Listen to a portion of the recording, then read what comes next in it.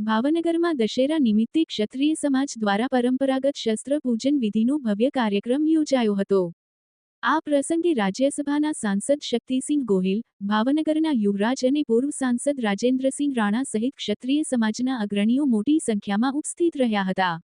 શહેરના નવાપરા ખાતે આવેલ ગરાસિયા બોર્ડિંગમાં શસ્ત્ર પૂજન કરાયું હતું, જેમાં સમાજના યુવાનો અને ક્ષત્રિયાણીઓએ પણ ઉત્સાહભેર ભાગ લીધો હતો।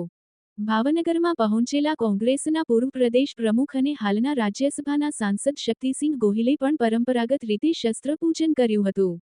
આ તકે તેમણે દેશવાસીઓને વિજયાદશમીની શુભકામનાઓ પાઠવી હતી।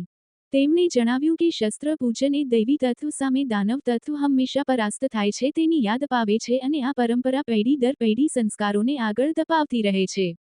દર વર્ષે અસત્ય પર સત્યના વિજયના પ્રતીક રૂપે દશેરાનું પર્વ ઉજવાય છે, તેવી જ રીતે ભાવનગરમાં પણ ગરાસિયા સમાજ દ્વારા આ કાર્યક્રમનું આયોજન કરવામાં આવ્યું હતું।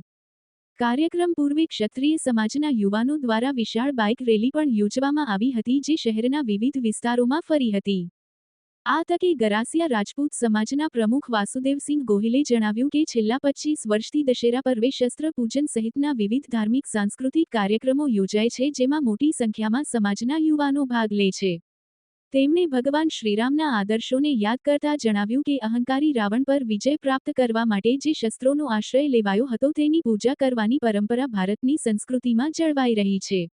આ પ્રસંગે સમાજના યુવાનો દ્વારા તલવાર, બંદૂક અને અન્ય પરંપરાગત શસ્ત્રોની પૂજા કરવામાં આવી હતી। આ તકે પ્રસિદ્ધ ઇતિહાસકાર અને પાકિસ્તાનથી સ્થળાંતર કરતા પરિવારોમાં નાગરિકતા, એમના બાળકો માટે શિક્ષણ ઉપર કાર્ય એમની સંસ્થા કરે છે ધમાંશ ફાઉન્ડેશન જયપુરના ડો. ઓમેન્દ્ર રત્નુ પણ શસ્ત્ર પૂજનમાં જોડાયા હતા। આ કાર્યક્રમમાં ક્ષત્રિય સમાજના બલિદાનોને પણ યાદ કરવામાં આવ્યા હતા, જેમાં ખાસ કરીને ક્ષત્રિયાણીઓ દ્વારા કરવામાં આવેલ જોહર વિશે પણ જણાવ્યું હતું। અજય બુદેલિયા, ન્યૂઝ 14 ભાવનગર। સૌથી પ્રથમ આજે આ વિજયાદશમીના પવિત્ર પર્વ નિમિત્તે તમામ આપણા વાલા ગુજરાતીઓને હૃદયપૂર્વકની શુભેચ્છાઓ પાઠવું છું।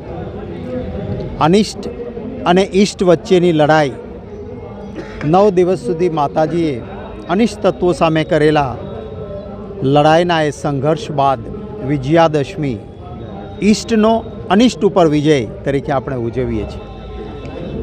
એક પરંપરા શસ્ત્ર પૂજનની છે। હું માનું છું કે ખૂબ સરસ આ પરંપરા છે, જેનું પૂજન થાય એનાથી ક્યારેય પાપ ન થઈ શકે।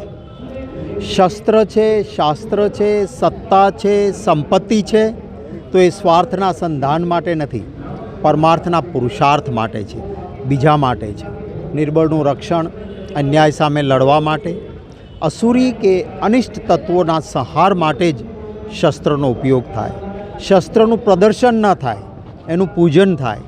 આવા એક સરસ વિચાર સાથેના આ દશેરાના પર્વે શસ્ત્ર પૂજનની પરંપરા છે, ત્યારે અહીં ભાવનગરમાં શસ્ત્ર પૂજનના કાર્યક્રમમાં ઉપસ્થિત રહેતા આનંદ થાય છે।